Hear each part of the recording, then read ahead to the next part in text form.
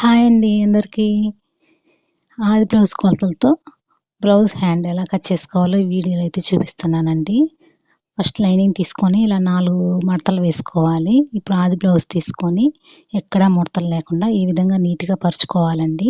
పరుచుకొని కింద 1 ఇంచు వరకు వదిలేసుకోవాలి హెమ్మింగ్ కోసం. అలాగే ఒక పావించి పైన చంక సైడ్ ఒక పావించి వదిలేసుకోవాలి ఖర్చు కోసం. ఇప్పుడు సైడ్ ఖర్చు కోసం ఒక 2 ఇంచుల దాకా వదిలేసుకోవాలండి. ఇప్పుడు బ్లౌజ్ ఎలా ఉందో అలా దాని పక్కనే నేరుగా స్ట్రెయిట్‌గా ఒక లైన్ అయితే డ్రా చేసుకోవాలండి. ఇంకా పై సైడ్ 1 ఇంచ్ తీసుకొని అక్కడ నుండి ఇలా షేప్ ఇచ్చేస్తే నీట్‌గా వచ్చేస్తుందండి హ్యాండ్ షేప్ అనేది. మీరు కొత్తవారైతే ఇప్పుడు స్కేల్స్ మీకు అందుబాటులో ఉన్నాయి కాబట్టి అదైతే యూజ్ చేసుకోవచ్చు. నాకు అలవాటు కాబట్టి ఈ విధంగా గీసేస్తానండి. మీకు 1, 2 సార్లు ట్రై చేస్తే వచ్చేస్తుందండి ఇలాగే. ఎప్పుడు స్కేల్స్ మీద ఆధారపడకూడదు కదండీ. వేస్ట్ పేపర్ తీసుకొని ఒకసారి ట్రై చేయండి. మీకు కూడా పర్ఫెక్ట్‌గా వస్తుంది.